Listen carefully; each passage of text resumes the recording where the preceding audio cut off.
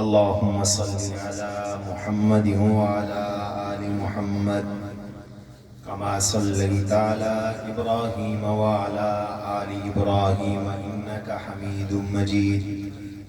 اللهم بارك على محمد وعلى آل محمد كما باركت على إبراهيم وعلى آل إبراهيم إنك حميد مجيد. الحمد لله رب العالمين والصلاة والسلام على أفضل الأنبياء والمرسلين وعلى آله وأصحابه أجمعين. أما بعد فإن أحسن الحديث كتاب الله وخير الهدي هدي محمد صلى الله عليه وسلم وشر الأمور محدثاتها وكل محدثة بدعة وكل بدعة ضلالة وكل ضلالة في النار. بالسند المتصل منا إلى الإمام الهمام الحافظ الحجة أمير المؤمنين في الحديث سيدنا أبي عبد الله محمد بن إسماعيل البخاري الجعفي رحمه الله تعالى أقول قال: حدثنا أحمد بن إشكاب قال حدثنا محمد بن فضيل عن عمارة بن القعقاع عن أبي زرعة عن أبي هريرة رضي الله تعالى عنه وعنهم قال: قال النبي صلى الله عليه وسلم: كلمتان حبيبتان إلى الرحمن خفيفتان على اللسان ثقيلتان في الميزان سبحان الله وبحمده سبحان الله العظيم. آپ بھی پڑھیں میرے ساتھ مل کر: سبحان اللہ وبحمدہ سبحان اللہ العظیم سبحان اللہ وبحمدہ سبحان اللہ العظیم. نہایت واجب الاحترام مشائخ اعظام علماء کرام، بالخصوص ہمارے برادر محترم اور رفیق سفر حضرت مولانا محمد قاسم صاحب زید مجدہم، نہایت واجب الاحترام معزز مہمانان گرامی، محترم دوستوں، بزرگوں، بھائیوں، واجب الاحترام خواتین، مائیں، بہنیں اور بیٹیاں، میرے اور آپ کی سعادت ہے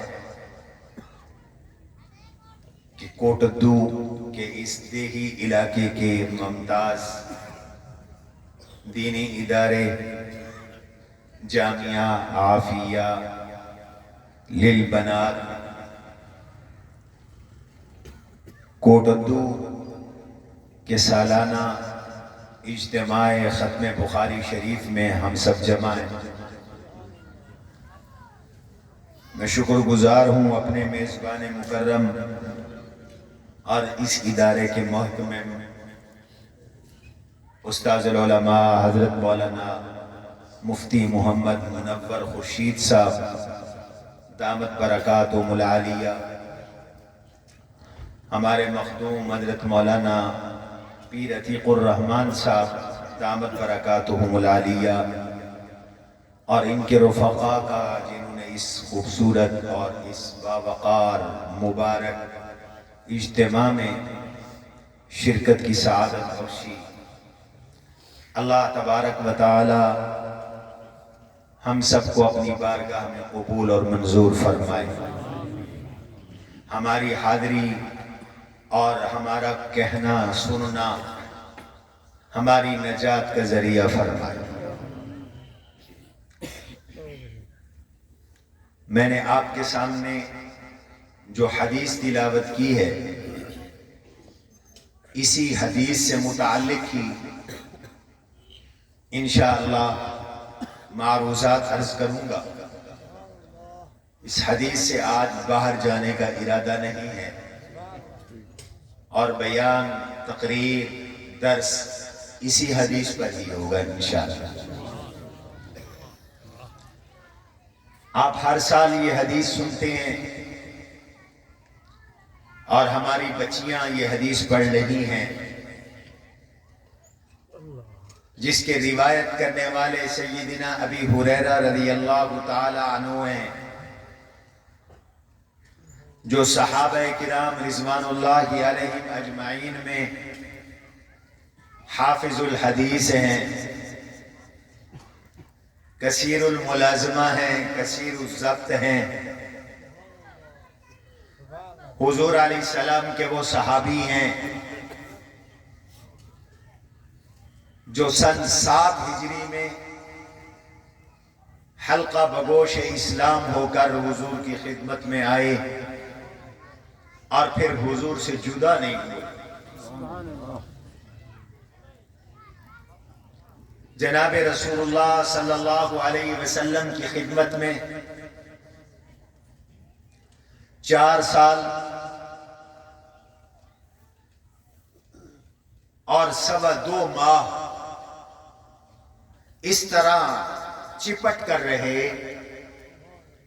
کہ جو حضور نے فرمایا انہوں نے یاد کیا، جو حضور نے کیا انہوں نے یاد کیا۔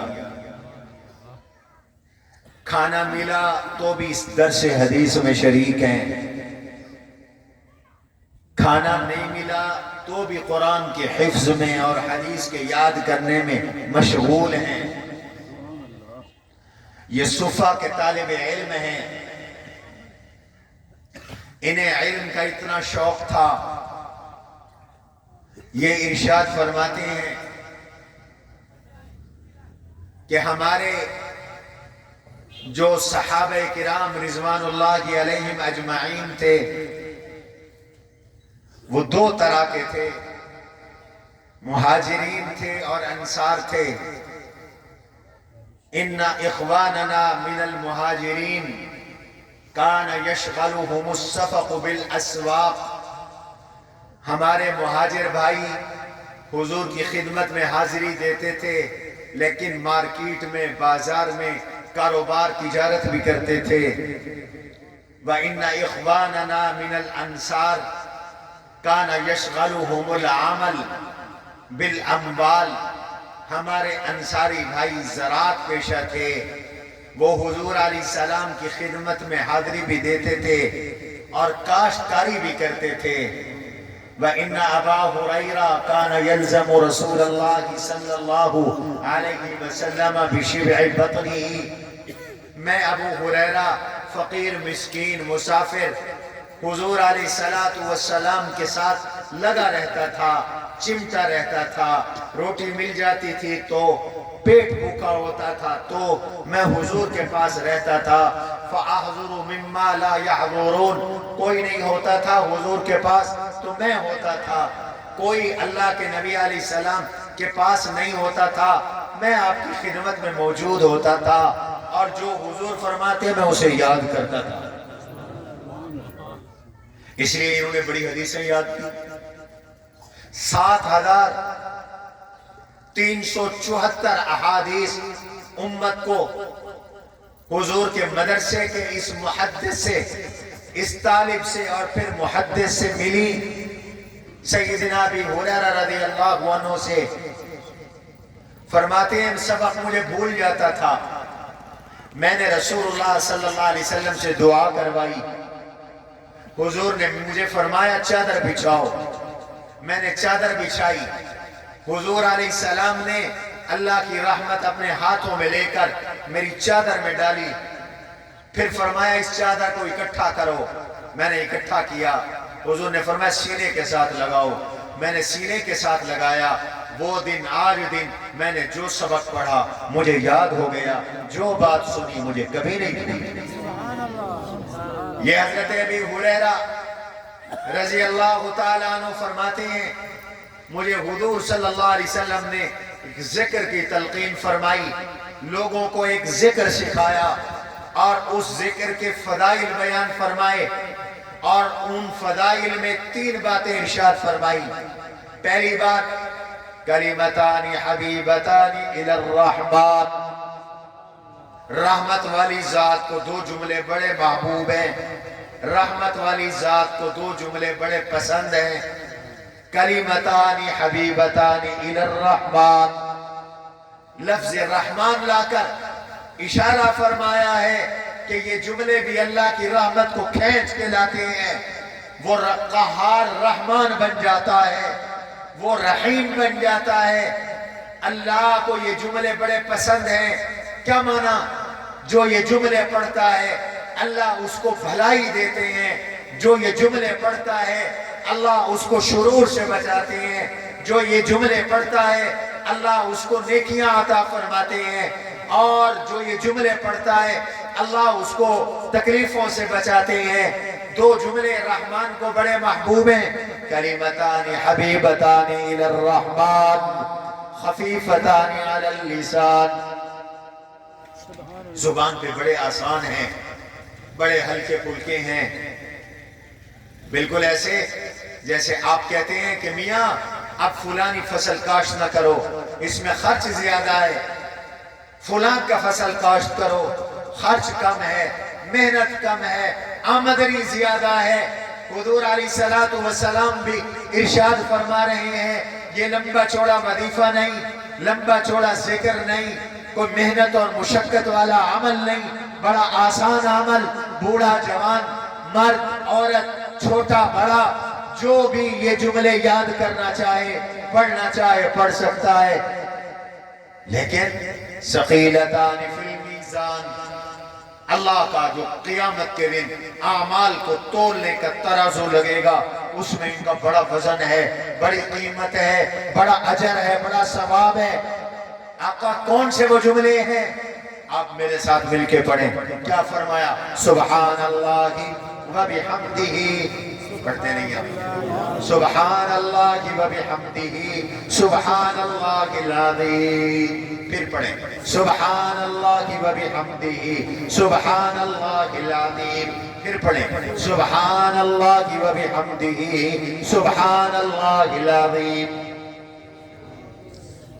یہ اتنا بڑا ذکر ہے، اتنا بڑا وظیفہ ہے جس میں 2 ذکر ہیں، ایک اللہ کی تسبیح ہے، ایک اللہ کی حمد ہے۔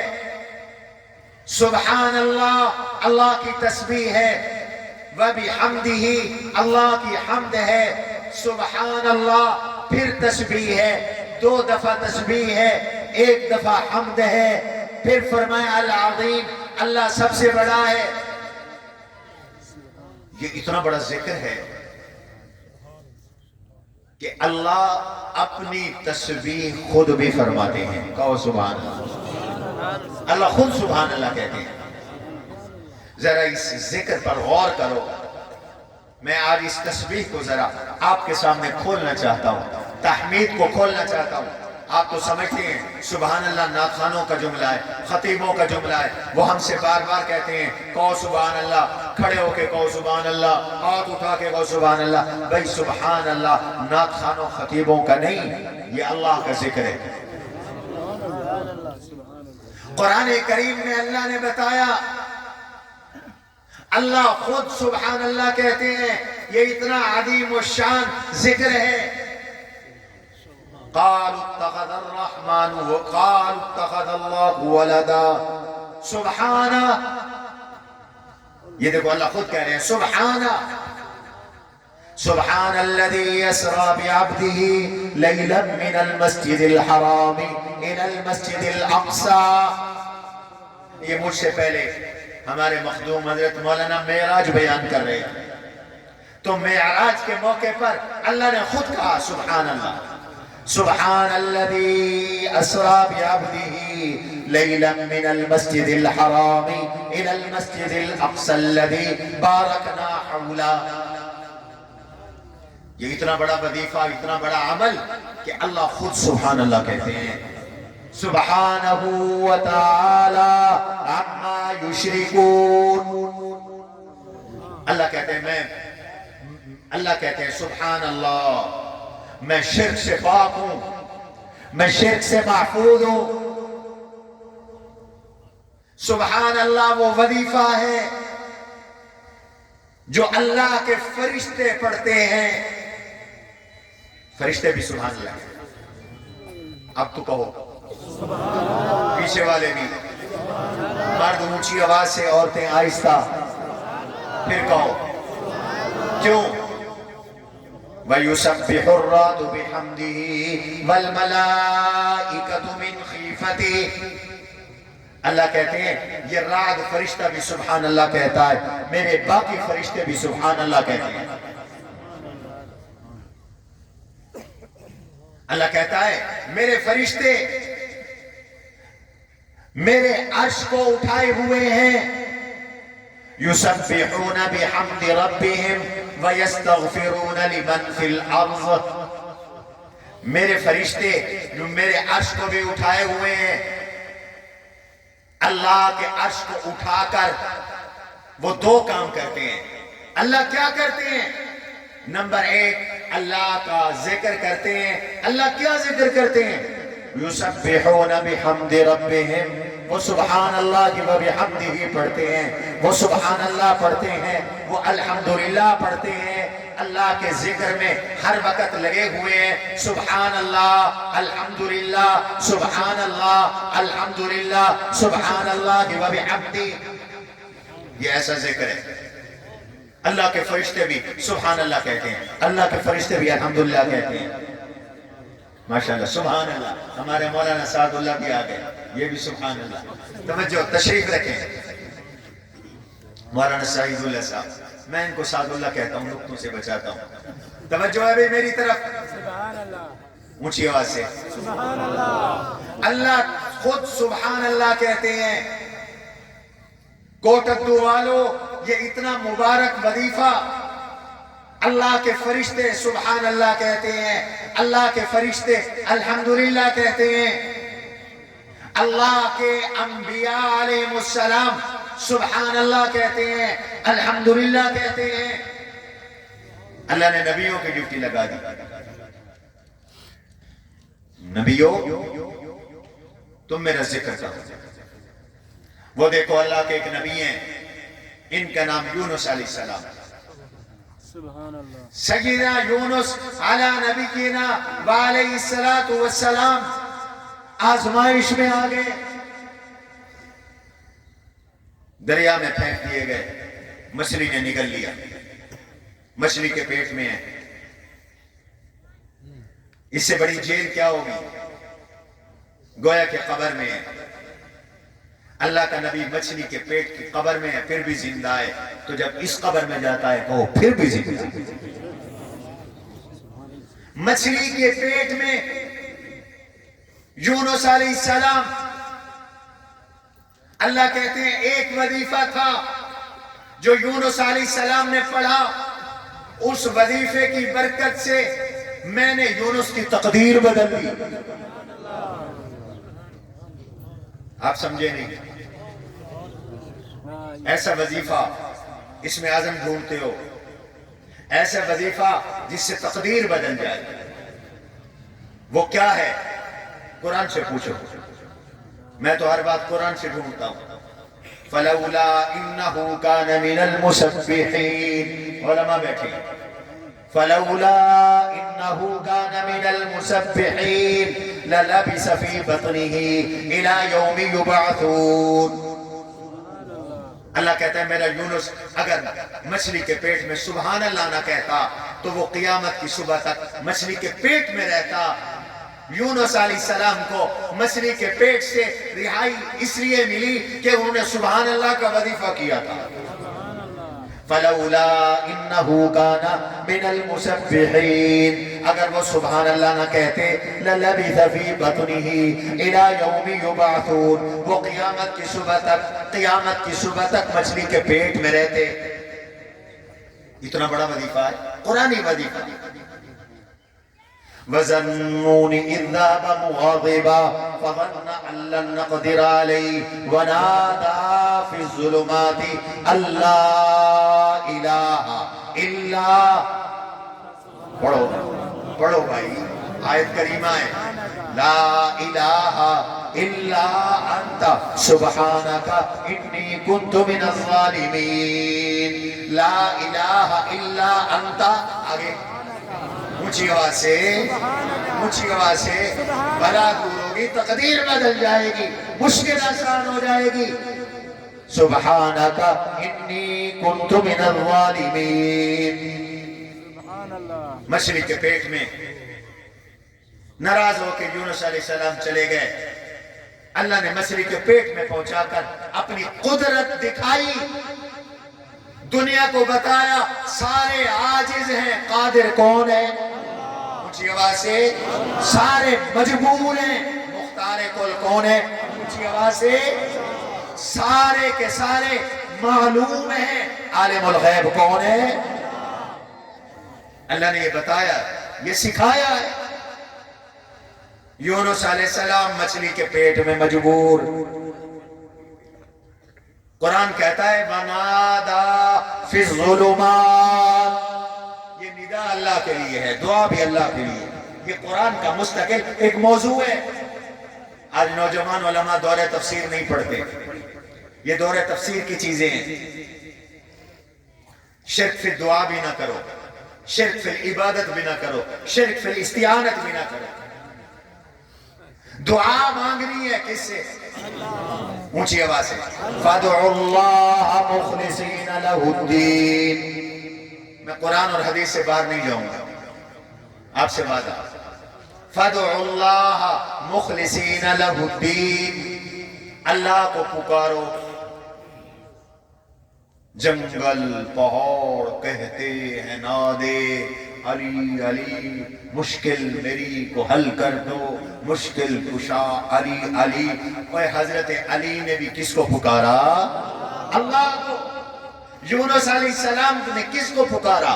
وَنَادَا فِي الظُّلُمَاتِ، تین اندھیرے، سمندر کا اندھیرا، رات کا اندھیرا، مچھلی کے پیٹ کا اندھیرا، ان تین اندھیروں میں، ان تین مایوسیوں میں، ان تین نا امیدیوں میں، ان تین تکلیفوں میں، ان تین پریشانیوں میں، ان تین کے تین ناممکن حالات میں حضرت یونس علیہ السلام نے اللہ کو پکارا، اور کن الفاظ کے ساتھ پکارا؟ رہائی مل گئی، نجات مل گئی۔ میرا رب کہتا ہے ان الفاظ کے ساتھ پکارا، لا الہ الا انت سبحانک انی کنت من الظالمین۔ سبحان اللہ۔ اس میں ایک ذکر لا الہ ہے، ایک ذکر سبحان ہے، اس لیے حضور نے فرمایا افضل الکلام اربع، سبحان اللہ، الحمدللہ، اللہ اکبر، لا الہ الا اللہ۔ فرمایا سب سے قیمتی بول دنیا میں چار ہیں، سبحان اللہ، الحمدللہ، اللہ اکبر، لا الہ الا اللہ، یہ کائنات کے سب سے قیمتی بول ہیں۔ اس لیے تیسرے کلمے کی یہ بزرگ تسبیح بتاتی ہے کہ ہر روز ہر مرد عورت ایک تسبیح پڑھ لیا کرے، سبحان اللہ کی، والحمدللہ کی، ولا الہ الا اللہ، واللہ اکبر، ولا حول ولا قوت الا باللہ العلی العظیم۔ اس میں 5 ذکر ہیں، 4 تو یہ ذکر ہے، 5واں لا حول ہے، تو اللہ کے نبیوں نے بھی سبحان اللہ کہا، الحمدللہ۔ نبی بھی ذاکر تھے، فرشتے بھی ذکر کرتے ہیں، نبی بھی ذاکر تھے، ذکر کرتے ہیں۔ آج ہم سے ذکر چلا گیا، ہم غافل ہو گئے، اللہ والوں سے تعلق نہیں، اس لیے ذکر کی عادت کوئی نہیں۔ اللہ اکبر۔ البدایہ والنہایہ اور تیسری کتابوں میں ہے، فرشتے مختلف طرح سے اللہ کی تسبیح کرتے ہیں، سبحان اللہ۔ سبحان اللہ، مختلف انداز میں کہتے ہیں۔ فرشتوں کی ایک جماعت ہے جو یوں تسبیح کرتی ہے، سبحان من زین الرجال باللوحا، سبحان من زین الرجال باللوحا، سبحان من زین النساء بالزوائب۔ وہ کہتے ہیں سبحان اللہ، میرا اللہ، ہم آپ کی پاکی بیان کرتے ہیں، سبحان اللہ جس نے مردوں کو داڑھی کے ساتھ حسن دیا، سبحان من زین الرجال باللحا، اللہ کی نظر میں داڑھی منڈا نہیں، داڑھی والا حسین ہے۔ اللہ کے فرشتے داڑھی منڈے کو نہیں، داڑھی والے کو حسین سمجھتے ہیں، خوبصورت سمجھتے ہیں۔ سبحان من زین الرجال باللحا، سبحان من زین النساء بالزوائب۔ اللہ سبحان اللہ، تو کتنا پاک ہے، تو نے عورتوں کو لمبے بالوں کے ساتھ حسن دیا۔ شیطان نے کہا میں ان سے الٹ کرواؤں گا۔ اللہ نے عورتوں کو حسن لمبے بالوں کے ساتھ دیا، میں ان کے بال کٹواؤں گا۔ مردوں کو داڑھی کے ساتھ دیا، میں ان کی داڑیاں منڈواؤں گا، کٹواؤں گا۔ شیطان نے یہی اللہ کو دھمکی دی تھی۔ اٹھاؤ قرآن، اس نے کہا تھا فَلَا يُغَيِّرُنَّ خَلْقَ اللَّهِ، میں ان سے تیری پسندیدہ شکل تبدیل کرواؤں گا، بگڑواؤں گا۔ اس لیے اللہ کی جو محبوب شکل ہے، جس شکل کو اللہ چاہتے ہیں، آج بخاری کے درس میں دل ہی دل میں مردوں وعدہ کرو کہ اللہ داڑھی کو پسند کرتے ہیں، داڑھی رکھیں گے۔ عورتوں تم وعدہ کرو اللہ لمبے بال پسند کرتے ہیں، اسی میں ہمارا حسن رکھا ہے، ہم بال نہیں کٹوائیں گی، اس لیے کہ بال کٹوانے والی عورتوں پہ اللہ نے لعنت کی۔ لعنت ہے حضور علیہ السلام کی ان عورتوں پر جو بال کٹواتی ہیں۔ آج تو فیشن بن گیا ہے، ایسا فیشن نہ کرو جس پہ لعنت آئے۔ اس طرح حسن و جمال اختیار کرو جس کی رب کا رسول اجازت دے، اس کے لیے کرو جس کے لیے رب کا رسول اجازت دے۔ تقدیر بدل گئی حضرت یونس علیہ السلام کی، کس سے تقدیر بدلی؟ کہو سبحان اللہ۔ اللہ نے 6 نبیوں کی تسبیح کا ذکر کیا ہے، وقت نہیں کہ میں سارے نبیوں کی تسبیح آپ کو سناؤں۔ موسیٰ علیہ السلام بھی اللہ کی تسبیح کرتے ہیں، داؤد علیہ السلام کی سبحان اللہ کا ذکر، یا جبال اوبی ماہ والطیر۔ حضرت داؤد علیہ السلام جب سبحان اللہ کہتے تھے تو قرآن کہتا ہے پہاڑ بھی مل کر کہتے تھے سبحان اللہ۔ ادھر حضرت داؤد کی سبحان اللہ کی آواز، ادھر پہاڑوں سے پتھروں سے سبحان اللہ کی آواز۔ حضرت زکریا علیہ السلام کو اللہ نے فرمایا میرا زکریا میری تسبیح کر، صبح بھی کر شام بھی کر۔ حضرت موسیٰ علیہ السلام کہہ رہے ہیں کَإِ نُسَبِّحَكَ كَثِيرًا وَنَذْكُرَكَ كَثِيرًا، اللہ مجھے اور ہارون علیہ السلام کو تو ڈیوٹی لگا دے، ہارون کو میرے ساتھ نبی بنا دے، وہ بھی سبحان اللہ کہے گا، میں بھی سبحان اللہ کہوں گا۔ اللہ نے اپنے نبی سے فرمایا، میرے اور آپ کے آقا کو حکم دیا میرا نبی صبح شام آپ سبحان اللہ پڑھا کریں۔ حضور کی ڈیوٹی سبحان اللہ کہو، نقد عمل کرو نا، سبحان اللہ کہو۔ فَسَبِّحْ بِحَمْدِ رَبِّكَ، ایک جگہ نہیں بار بار فرمایا میرے نبی سبحان اللہ بھی کہیں، الحمدللہ بھی کہیں۔ کیا ہوگا؟ وجہ کیا ہے؟ برکت کیا ہے؟ فائدہ کیا ہے؟ وَلَقَدْ نَعْلَمُ أَنَّكَ يَزِيغُ صَدْرُكَ بِمَا يَقُولُونَ، میرے نبی مجھے پتا ہے، رب کہہ رہا ہے میں جانتا ہوں لوگ آپ کو تانے دیتے ہیں، کوئی مجنون کہتا ہے، کوئی ساحر کہتا ہے، کوئی جھوٹا کہتا ہے، کوئی الزام لگاتا ہے، کوئی الزام لگاتا ہے، آپ کی بات کے سننے کے لیے تیار نہیں۔ آپ کا دل تنگ ہوتا ہے، سینہ تنگ ہوتا ہے، آپ پریشان ہوتے ہیں۔ میرے نبی پریشان نہ ہو، اس پریشانی کو دور کرنے کے لیے میں وظیفہ بتا رہا ہوں، آپ وہ وظیفہ پڑھیں، آپ کو صبر آ جائے گا، آپ کو تسلی مل جائے گی۔ اللہ کیا کروں؟ میرے رب نے فرمایا فَسَبِّحْ بِحَمْدِ رَبِّكَ، سبحان اللہ پڑھو میرے حبیب، الحمدللہ پڑھو میرے حبیب۔ غم دور ہو جائے گا، پریشانی دور ہو جائے گی، اطمینان ہو جائے گا، تسلی ہو جائے گی۔ کبھی طبیعت میں غم ہو، مغموم ہو جاؤ، پریشان ہو جاؤ، حادثات آ جائیں تو قرآن کا یہ وظیفہ پڑھو، سبحان اللہ پڑھو، الحمدللہ پڑھو۔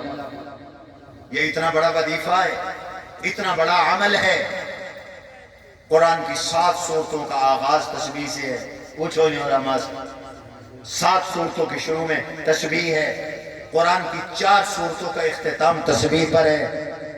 کہیں ہے سبح للہ ما فی السماوات وما فی الارض، کہیں ہے یسبح للہ ما فی السماوات وما فی الارض، کہیں ہے سبح اسم ربک الاعلی الذی خلق فسوى والذی قدر فہدى، کہیں فرمایا سبحان الذی اسری بعبدہ لیلا من المسجد الحرام الى المسجد الاقصى۔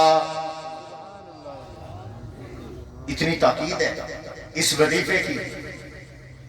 سبحان اللہ، الحمدللہ، فسبحان اللہ حین تمسون وحین تصبحون۔ میں اپنی بات نہیں کر رہا، قرآن کی بات کر رہا۔ فسبحان اللہ حین تمسون وحین تصبحون۔ اور میاں جب شام ہو تو کیا پڑھا کرو؟ اونچی آواز سے، اونچی آواز سے قرآن پہ عمل کرو نا میاں۔ فسبحان اللہ حین تمسون وحین تصبحون، شام کو بھی پڑھو سبحان اللہ، صبح بھی پڑھو سبحان اللہ۔ وَلَهُ الْحَمْدُ فِي السَّمَاوَاتِ وَالْأَرْضِ، زمینوں میں بھی الحمدللہ، آسمانوں میں بھی الحمدللہ۔ وَعَشِيًّا وَحِينَ تُظْهِرُونَ، سبحان اللہ بھی شام کو کہنا ہے، الحمدللہ بھی پچھلے ٹائم میں کہنا ہے۔ یہ ظہر کے بعد کا جو وقت ہے اس میں الحمدللہ بھی کہنا ہے، شام کے وقت بھی کہنا ہے۔ وَحِينَ تُظْهِرُونَ، اب ظہر کا وقت ہے، کہو الحمدللہ، اونچی آواز سے کہو، قرآن پہ نقد عمل ہو جائے۔ قرآن کی ایک آیت یاد کر لو، 100 رکعت نماز نفل کا ثواب ہے۔ قرآن کی ایک آیت کو سمجھ لو، عمل کر لو، 200 رکعت نماز کا ثواب ہے۔ صبح شام قرآن کریم کہتا ہے یہ ورد ہونا چاہیے، یہ وظیفہ ہونا چاہیے۔ سبحان اللہ الحمدللہ، سبحان اللہ الحمدللہ۔ حوصلہ اس سے ملے گا، مشکلات اس سے دور ہوں گی، تقدیر اس سے تبدیل ہو جائے گی، آفات ٹل جائیں گی، بلایا ٹل جائیں گی، رزق ملے گا، رزق میں وسعت ہوگی۔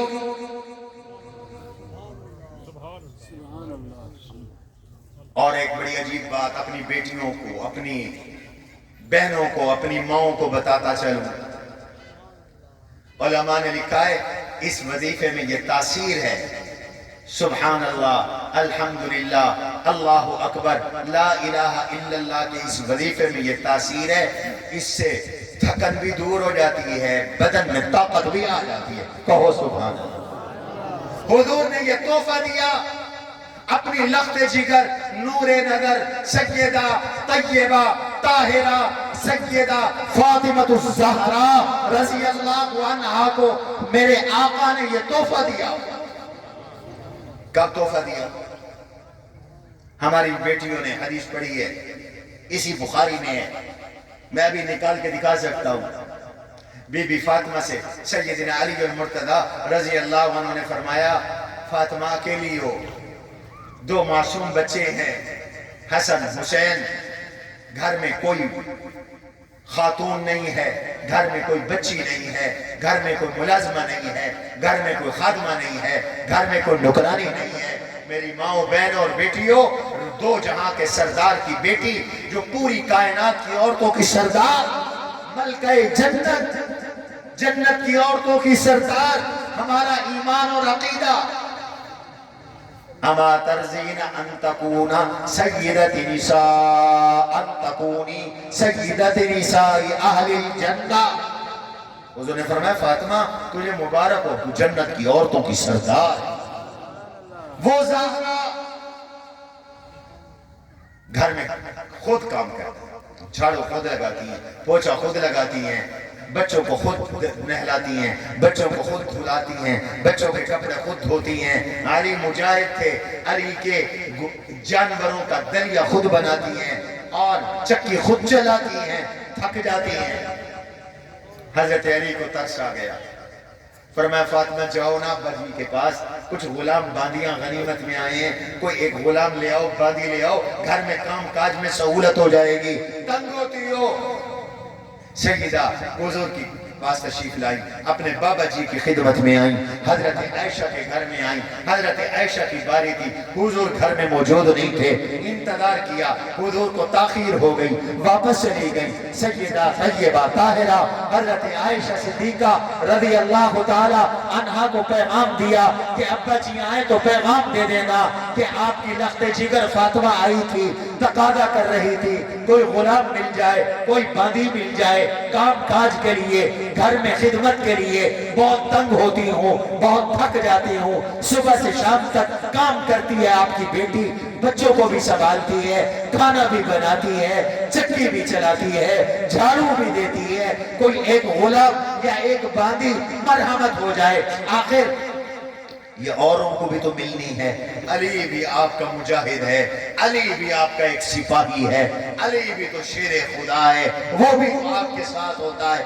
چلو اس کے حصے میں سے غلام مل جائے، باندی مل جائے، اہل بیت کے حصے میں سے غلام باندی مل جائے۔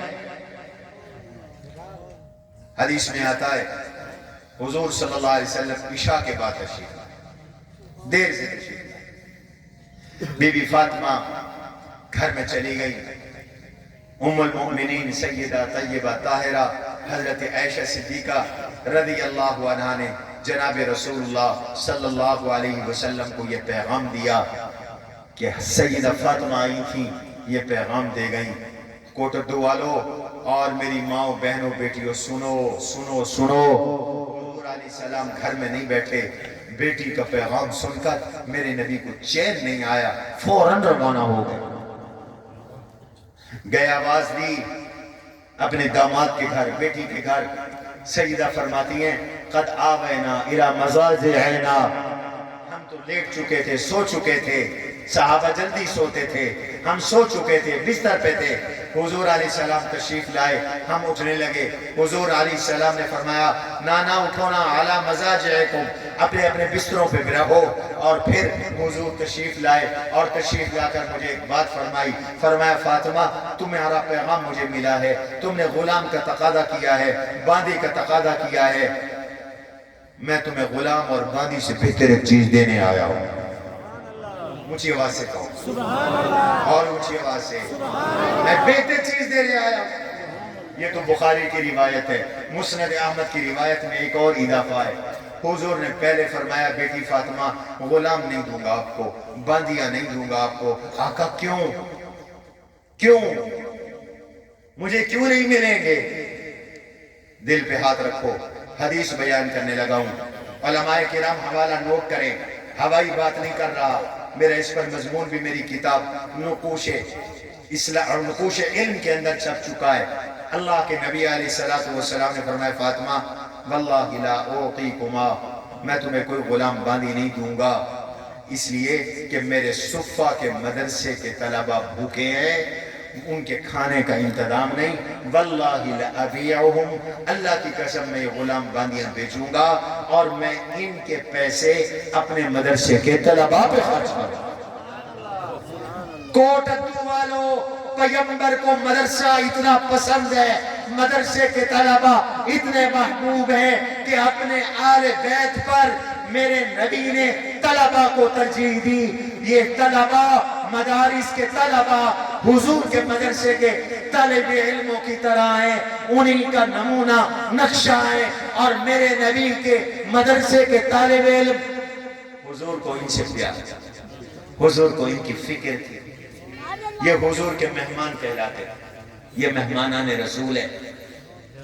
حدیث میں آتا ہے میرے نبی کے پاس اس وقت ابھی کچن کا انتظام نہیں تھا، حضور ہر روز فرماتے شام کو لوگوں من کان عندہ طعام واحدۃ فلیأت معہ اثنین، گھر میں ایک آدمی کا کھانا ہے، یہ بخاری پڑھ رہا ہوں آپ کے سامنے، گھر میں ایک آدمی کا کھانا ہے، دوسرا میرا طالب لے جاؤ، جس کے گھر میں 2 آدمیوں کا کھانا ہے وہ تیسرا یا چوتھا میرا طالب لے جائے، جس کے گھر میں 5 آدمیوں کا کھانا ہے وہ 4 یا 3 میرے طالب لے جائے، جاؤ ان کو کھانا کھانا کھلاؤ. کوئی ایک طالب کو کھانا کھلاتا تھا, کوئی 5 کو کھلاتا تھا, کوئی 10 کو کھلاتا تھا. حضرت سعد بن عبادہ روزانہ 70 طالب علموں کو کھانا کھلاتے تھے. پیغمبر کا اکیلا صحابی ہر روز پیغمبر کے مدرسے کے 70 طلباء کو کھانا کھلاتا تھا. اسی بخاری میں واقعہ ہے, حوالہ نوٹ کرو. ایک دن حضرت ابو بکر صدیق اللہ کے نبی کے مدرسے کے یہ طالب گھر لائے اور اپنی بیوی سے اور اپنے بیٹے عبد الرحمن سے فرمایا, میں تو حضور کے پاس جا رہا ہوں, حضور کے بغیر ابو بکر کا وقت گزرتا کوئی نہیں, تم ان کو کھانا کھلاؤ. اور یہ گھر میں بیٹھ گئے. انہوں نے کہا جب تک میزبان ابو بکر نہیں آئیں گے ہم کھانا نہیں کھائیں گے. رات کو دیر سے آئے. حضرت ابو بکر نے دیکھا ابھی مہمانوں نے کھانا نہیں کھایا تو غصے ہو گئے, گھر والوں سے ناراض ہوئے. پھر کھانا منگوایا, ان مہمانوں کے ساتھ کھانا کھایا, ان طالب علموں کے ساتھ کھانا کھایا. توجہ رکھو, اگلا جملہ آپ کے ایمان کو تازہ کرنے کے لیے. یہ کوئی تاریخ کی کتاب نہیں, بخاری کا حوالہ دے رہا ہوں. حضرت ابو بکر صدیق رضی اللہ عنہ نے حضور کے مدرسے کے ان طالب علموں کے ساتھ جب کھانا شروع کیا تو ابو بکر کہتے ہیں اللہ کی قسم ہم جو لقمہ اٹھاتے تھے کھانا پہلے سے زیادہ ہو جاتا. سب نے سیر ہو کر کھانا کھا لیا, سب کا پیٹ سیر ہو گیا, کھانا پہلے سے زیادہ تھا. ابو بکر فرماتے ہیں میں کھانا اٹھا کر اپنی گھر والی کے پاس آیا. میں نے کہا یا اختہ بنی فراس, او بنی فراس کی لڑکی ذرا دیکھ اس کھانے کو. اس نے کھانا دیکھا, حیران ہو گئی, قسم اٹھا کے کہتی ہے اللہ کی قسم یہ کھانا تو پہلے سے بھی زیادہ ہے. معلوم ہوا کہ مدرسے کے طلباء پہ خرچ کرو گے اللہ رزق میں برکت دے گا. گھر کا کھانا دو گے اللہ تمہارے کھانے میں برکت دے گا. مدرسے کے طلباء کے لیے گندم بھیجو گے اللہ تمہاری فصل میں برکت دے گا. دکان سے سودے بھیجو گے اللہ دکان میں برکت دے گا. ان مدرسے کے طلباء کی ضرورت کو پورا کرو گے اللہ تمہاری ضرورتوں کو پورا کریں گے. حضور نے فرمایا میں یہ غلام باندیاں بیٹی فاطمہ تمہیں نہیں دوں گا, میں یہ غلام باندیاں اپنے طلباء پہ خرچ کروں گا. ہاں میں تمہیں غلام اور باندی سے بہتر ایک چیز نہ دے دوں. انہوں نے کہا یا رسول اللہ ابا جی ضرور. توجہ, حضور نے وہ بہتر چیز کیا دی اپنی بیٹی کو.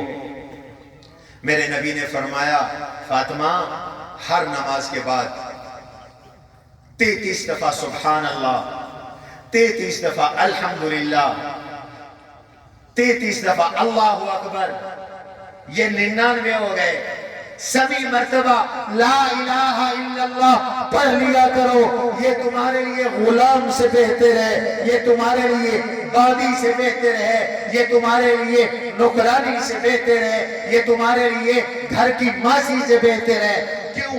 علماء نے لکھا ہے یہ ایسا وظیفہ ہے, تسبیح فاطمی ایسا وظیفہ ہے کہ ماسیاں اتنا کام نہیں کر سکتی, باندیاں اتنا کام نہیں کر سکتی جتنا یہ وظیفہ پڑھ کر خاتون اتنی باہمت ہو جاتی ہے, اللہ کی طرف سے طاقت آ جاتی ہے جتنا یہ کام کر لیتی ہے. یہ وہ وظیفہ ہے تسبیح کا, تحمید کا, تحلیل کا, تکبیر کا. اس لیے میرے نبی نے فرمایا کریمتان حبیبتان للرحمن, یہ 2 جملے رحمان کو محبوب ہیں. خفیفتان علی اللسان, زبان پہ بڑے آسان ہیں. ثقیلتان فی المیزان, اعمال کے ترازو میں بڑے وزنی ہیں. سبحان اللہ و بحمدہ سبحان اللہ العظیم. اجر کتنا ہے؟ حضور فرماتے ہیں التسبیح نصف المیزان والحمدللہ یملؤہ ام یملؤ ما بین السماء والارض. ایک دفعہ سبحان اللہ کہو, ایک دفعہ سبحان اللہ کہو, اعمال کا آدھا ترازو قیامت والے دن بھر جائے گا. اور اونچی آواز پیچھے والے بھی. اور اعمال کا ترازو جانتے ہو کتنا بڑا ہے؟ علماء نے لکھا ہے 7 زمینوں 7 آسمانوں سے اس کا ایک پلڑا بڑا ہے. اللہ کے عرش کے نیچے یہ ترازو ہوگا۔ ایک دفعہ حضرت داؤد علیہ السلام نے اللہ سے کہہ دیا پروردگار اپنا ترازو تو دکھا دے، اعمال کا ترازو تو دکھا دے۔ اللہ نے پردے ہٹا دیے، دیکھا تو گر کر بے ہوش ہو گئے۔ افاقہ ہوا تو کہنے لگے پروردگار اتنا بڑا ترازو کس چیز سے بھرے گا، یہ اتنے اعمال تو نہیں ہیں۔ اللہ نے فرمایا میرا داؤد اگر میں چاہوں گا تو ایک مٹھی کھجور کی صدقے کی جو اخلاص کے ساتھ کی گئی ہے اس کے ثواب سے بھر دوں گا، اور اگر میں چاہوں تو ایک کاغذ کا ٹکڑا جس پہ لکھا ہوا ہے لا الہ الا اللہ میں اسے بھر دوں گا۔ میرے نبی نے فرمایا ایک دفعہ سبحان اللہ کہو آدھا اعمال کا ترازو بھر جاتا ہے، ساتھ الحمدللہ بھی کہہ دو تو پورا اعمال کا ترازو بھر جاتا ہے۔ یہ اتنا بڑا وظیفہ ہے۔ اور امام بخاری رحمۃ اللہ علیہ نے اس حدیث کو اپنی کتاب کی آخری حدیث بیان بنا دی تاکہ خاتمہ اللہ کے ذکر پر ہو جائے۔ خاتمہ اللہ کے ذکر پر ہو جانا یہ اچھے خاتمے کی نشانی ہے، حسن خاتمے کی نشانی ہے۔ کیوں؟ حضور علیہ السلام کا ارشاد گرامی ہے من کان آخر کلامہ لا الہ الا اللہ دخل الجنہ، جس کا آخری کلام لا الہ الا اللہ ہے، مرنے سے پہلے اللہ نے اس کی زبان پہ لا الہ الا اللہ جاری کر دیا، وہ جنت میں داخل ہو گیا۔ سبحان اللہ۔ اور یاد رکھو یہ سبحان اللہ یہ لا الہ کا ترجمہ ہے، اور الحمدللہ یہ الا اللہ کا ترجمہ ہے۔ سبحان اللہ والحمدللہ کا معنی بھی وہی ہے جو لا الہ الا اللہ کا ہے، دونوں کا مفہوم ایک ہے۔ کوئی سبحان اللہ کہتا ہے، الحمدللہ کہتا ہے اور دنیا سے چلا جاتا ہے تو وہ بالکل ایسے ہے جیسے لا الہ الا اللہ پڑھتے ہوئے وہ دنیا سے چلا گیا۔ اس لیے ہر مسلمان کو چاہیے کہ وہ صبح شام سبحان اللہ و بحمدہ سبحان اللہ العظیم کی تسبیح پڑھے، تیسرے کلمے کی تسبیح پڑھے۔ اللہ ہم سب کو اس ذکر کی توفیق عطا فرمائے۔ اونچی آواز سے اللہ تبارک و تعالی ہم سب کا خاتمہ ایمان پہ فرمائے۔ میری بچیوں کو میں اپنی ان بچیوں کو صمیم قلب سے مبارکباد دیتا ہوں جو عالمہ بنی ہیں۔ اس فتنے کے دور میں انہوں نے قرآن کو سینے کے ساتھ لگایا، انہوں نے نبی کی حدیث کو سینے کے ساتھ لگایا، اور اگر یہ قرآن اور سنت کے ساتھ لگی رہی تو اللہ بھی ان کو ضائع نہیں کریں گے۔ اللہ کا ضابطہ ہے، سنت اللہ ہے، ان اللہ لا یضیع اجر المحسنین۔ علماء کرام یہاں تشریف فرمائیں۔ ایک دوسری جگہ میرے اللہ نے بتایا، یہ آخری بات کہہ رہا ہوں، آج کل کے ان حالات کے مطابق اللہ کی کتاب کے کچھ اچھے جانشین ہوتے ہیں، کچھ برے جانشین ہوتے ہیں، کچھ اچھے مولوی، کچھ برے مولوی، ہر طبقے میں اچھے بھی ہیں برے بھی ہیں۔ اللہ یہ برے کون ہیں اچھے کون ہیں؟ قرآن کریم نے مجھے یہ بھی بتایا برے کون ہیں اچھے کون ہیں۔ سورہ اعراف اٹھاؤ، فخلف من بعدهم خلف ورثوا الكتاب فخلف من بعدهم خلف ورثوا الكتاب۔ مولویوں کے بیٹے، پیروں کے بیٹے، بزرگوں کی اولاد، اللہ والوں کی نسلیں، برے لوگ وہ ہیں، ان کے برے جانشین وہ ہیں جنہیں اللہ کی کتاب ملی لیکن اللہ کی کتاب کی قدر و قیمت انہوں نے نہیں جانی، بلکہ دنیا کے پٹھو بن گئے، دنیا کے پیاسے بن گئے، اللہ کی کتاب کو پھینک دیا۔ کیا کیا؟ فخلف من بعدهم خلف ورثوا الكتاب یاخذون عرض هذا الادنى ويقولون سيغفر لنا۔ وہ اللہ کی کتاب کو کافی نہیں سمجھتے بلکہ رشوت لیتے ہیں، دنیا کے پجاری ہیں، سود کھاتے ہیں، حکومتوں کی خوشامد کر کے ان سے مالی مفادات حاصل کرتے ہیں، اور پھر کہتے ہیں سَيُغْفَرُ لَنَا، اللہ معاف کر دیں گے، اللہ معاف کر دینے والے ہیں، اللہ خیر کریں گے۔ مالی مفاد کمینی دنیا کے پیچھے جا کر دین بیچنے والے برے جانشین، برے مولوی۔ القرآن یفسر بعضہ بعضا، دوسری جگہ ایک اور بات فرمائی، برے جانشین کون ہیں؟ کتاب اللہ کے برے وارث کون ہیں؟ فَخَلَفَ مِن بَعْدِهِمْ خَلْفٌ أَضَاعُوا الصَّلَاةَ وَاتَّبَعُوا الشَّهَوَاتِ فَسَوْفَ يَلْقَوْنَ غَيًّا۔ یہ برے جانشین جو بے نمازی ہیں، نماز ضائع کرتے ہیں، نماز ادا نہیں کرتے، نماز کی پابندی نہیں کرتے۔ میری بیٹیوں، نماز پڑھنا، تم کتاب اللہ کی وارث بن رہی ہو، دنیا کو سینے کے ساتھ نہ لگانا، اللہ کی کتاب کو سینے کے ساتھ لگانا، نماز کی پابندی کرنا۔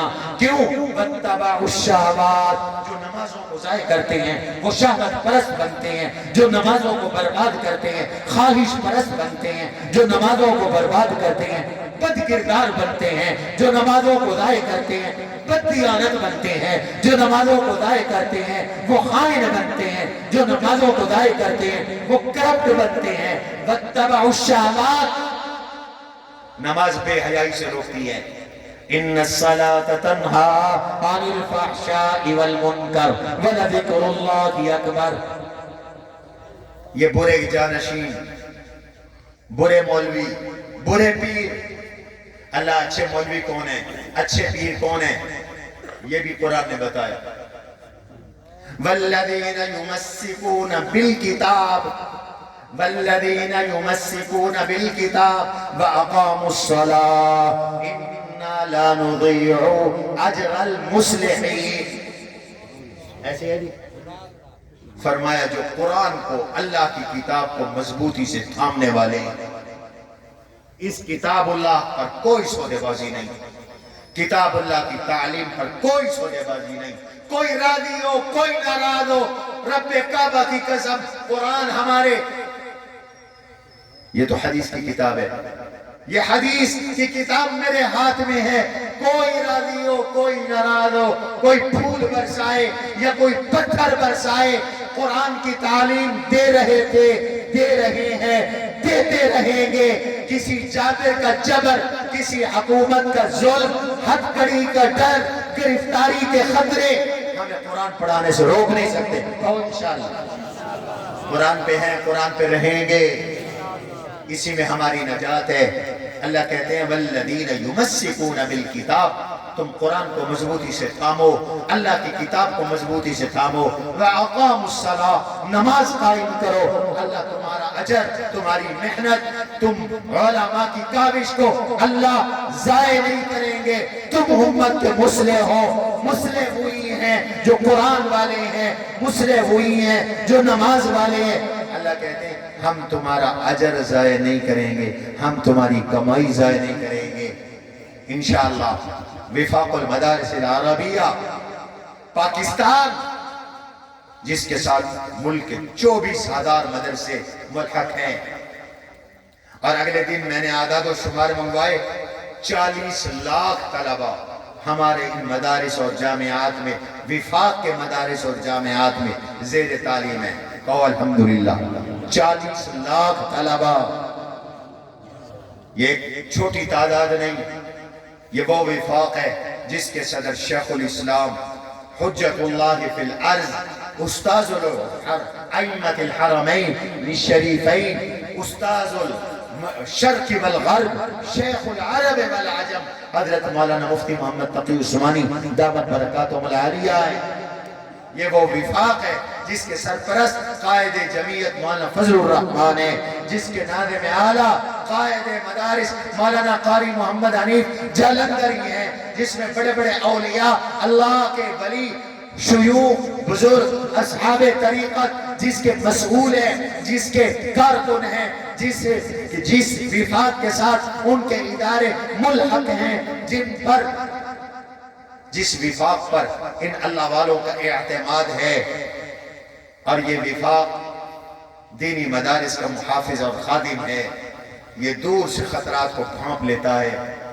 ہمارے ان اکابر نے پہلے کہا یہ جو دانہ 25,000 کا ڈالا جا رہا ہے اماموں کو، یہ دانہ ہے، اس دانے پہ نہ گرو ورنہ شکار ہو جاؤ گے۔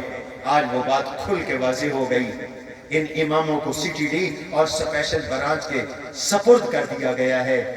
یہ ان کے اب دباؤ میں رہیں گے، وہ ان کی مانیٹرنگ کریں گے، جو 25,000 لیں گے اور وہ ان کی تقریریں سنیں گے اور وہ رپورٹ کریں گے کہ اس نے ہیٹ سپیچ کی ہے، گرم تقریر کی ہے۔ وظیفہ بند ہو جائے گا، پھر یہ معافی مانگیں گے، پھر وظیفہ شروع ہوگا، پھر شکایت جائے گی اس نے ہیٹ سپیچ کی ہے، پھر وظیفہ بند ہو جائے گا، پھر یہ معافی مانگے گا، پھر تنخواہ جاری ہوگی، اور پھر تیسری بار جب شکایت جائے گی تو کہتے ہیں جی بالکل وظیفہ ختم، ہم نے تو پہلے کہہ دیا۔ اللہ تبارک و تعالی ان مساجد کی، مدارس کی، علماء کی، طلباء کی حفاظت فرمائے، اور اس کی ادارے کو دن دوگنی رات چگنی ترقی نصیب فرمائے۔ سبحان ربک رب العزت عما یصفون والسلام علی المرسلین والحمد للہ رب العالمین۔ ماشاءاللہ بڑے ہی خوب اور احسن انداز دے نال درس حدیث اور ان کے اندر نصائح وظیفے اللہ تبارک و تعالی حضرت اقدس حضرت الشیخ ترجمان مدارس